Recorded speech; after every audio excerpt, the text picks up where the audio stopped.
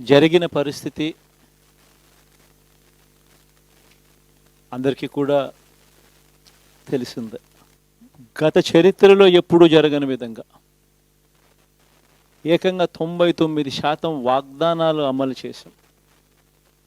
ఎప్పుడు జరగలేదు ఆంధ్ర రాష్ట్ర చరిత్రలో కానీ దేశ చరిత్రలో కానీ ఈ మాదిరిగా మేనిఫెస్టో అన్నది ఒక పవిత్ర గ్రంథంగా భావించి అదొక బైబిల్ గాను, అదొక ఖురాన్ గాను, అదొక భగవద్గీత గాను భావిస్తూ టిక్కు పెట్టమని చెప్పి ప్రతి ఇంటికి పంపించి టిక్కు పెట్టమని చెప్పి ప్రతి అడుగుతూ ఆ ప్రతి అక్క చెల్లెమ్మల ఆశీస్సులు తీసుకుంటూ ఆ ఇంట్లో ఉన్న అవ్వాతాతల దీవెనలు తీసుకుంటూ ఈరోజు కూడా ఈ మాదిరిగా బటన్లు నొక్కడం ఏకంగా 2,70,000 కోట్ల రూపాయలు ఎటువంటి వివక్ష లేకుండా ఎటువంటి లంచాలు లేకుండా ఏ నెలలో ఏమిస్తామో అని ముందే చెప్పి క్యాలెండర్ ప్రకటించి ఆ నెలలో అది తప్పకుండా ప్రతి సంవత్సరం తూచా తప్పకుండా ప్రతి సంవత్సరం అది జరిగేట్టుగా చేస్తూ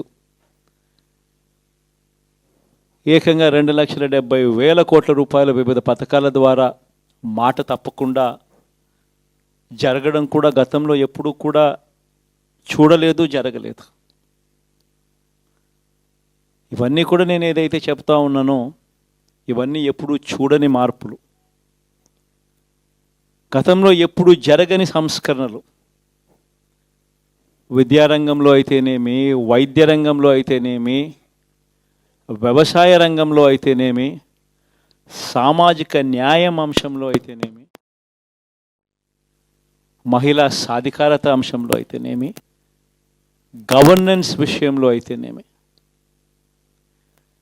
ఎప్పుడు జరగని చూడని సంస్కరణలను కూడా తీసుకొచ్చాం.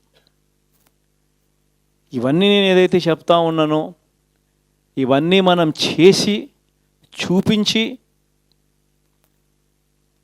ప్రజల మన్ననలు పొందిన తర్వాతే ఎన్నికలకు వెళ్ళాం. ఎన్నికల్లో ఏమైందో తెలీదు. 5 సంవత్సరాలు కళ్ళు మూసుకుంటే సార్ అయిపోయింది. 5 సంవత్సరాలు మళ్ళీ 2024 నుంచి 2029 కూడా